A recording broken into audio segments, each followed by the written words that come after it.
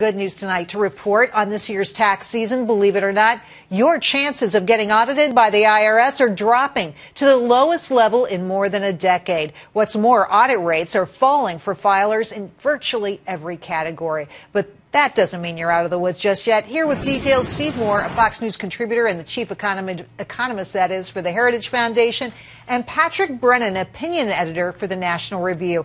Welcome to you both. Steve, I'll start with you.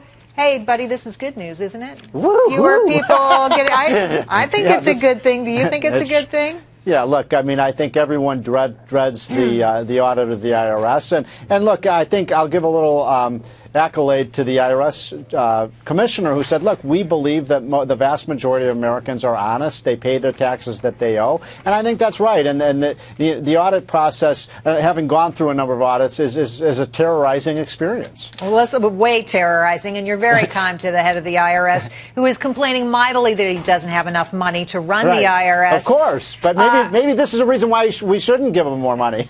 Exactly right. Patrick Brennan, to you.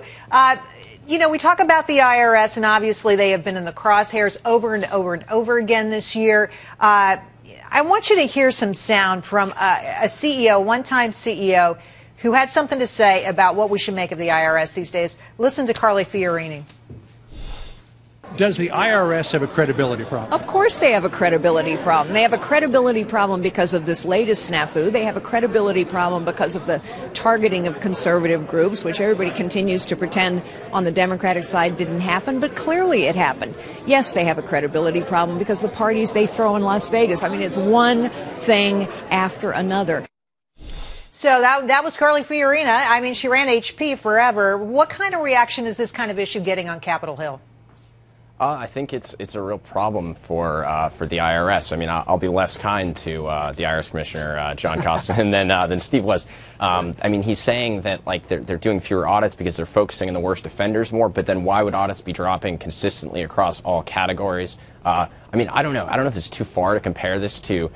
There was a sort of talk of how the New York Police Department, when they were unhappy Bill de Blasio was doing a work stoppage, and the IRS is really unhappy with Capitol Hill. They're really unhappy that the Republican Congress is holding their funding in check. Right. And so I don't know if they're just doing less, and so it's going to cost the federal government money in some ways because, you know, going after serious offenders is obviously exactly right. Thing. But Steve, one of the details here that's getting lost in the shuffle is that something like 52% of Obamacare enrollees are going to have to stroke a check to the IRS. I mean, it's going to work the opposite way, right? They're expecting to get money. They're going to have to pay money. What went wrong? Yeah. By the way, I want to go on the record here, Gerri. I'm not defending the IRS. Okay. I say one little nice thing. Sounded like it to me, my friend. I just report, you decide. But look, you're right. And I was looking at these numbers. A lot of people are going to have to send $500 more to the IRS this year. They thought they were going to get a tax credit. They actually owe $500 to the IRS. Maybe Obamacare wasn't such a great deal for the taxpayers as they thought. Absolutely right. And I want to get a quick reaction from both of you on this survey from NerdWallet. Patrick, to you first. Average score of Americans taking a test on taxes. What do you know about U.S. taxes?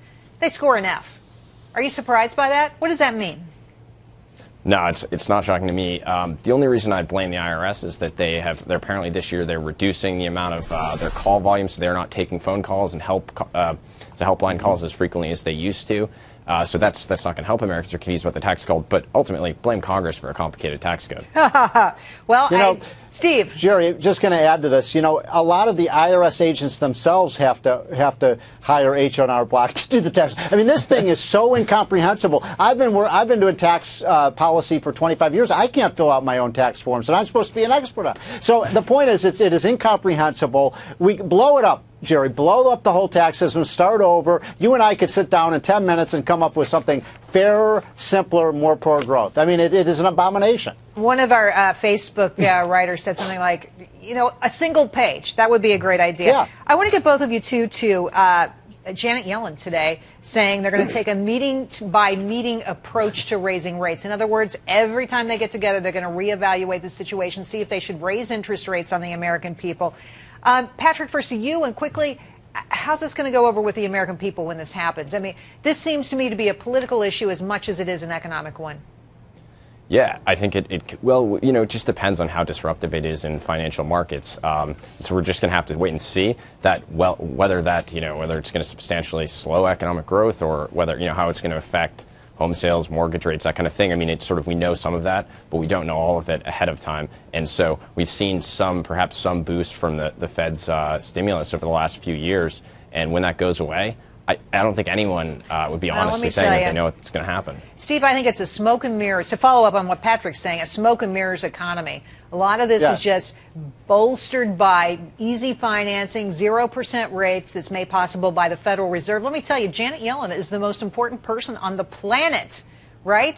Yeah, Steve, I think she may, I mean, she may be more important how did you take what she said today? Yeah, she may be more important than the Pope. My goodness. I mean, look, I think that that this is the worst kind of Fed policy. Basically, what she announced today is the Fed is going to make it up as they go along, right? And so there's no rules. Everybody in the investment community has to guess what they're going to do, and that adds risk and uncertainty to markets. And, you know, why don't we just establish a rule about when the Fed should raise rates and when they won't? It would take so much speculation out of the market and would add to growth. And by the way, you know this, Gerri, but it's important for the viewers to remember this, that the Fed balance sheet is now approaching $4 trillion. $4 trillion of assets on the Fed balance sheet. It's becoming the biggest commercial enterprise on the planet. No wonder there are calls to audit the Fed. Steve and Patrick, thanks for coming on the show tonight. You're great. Thank you. Thank you.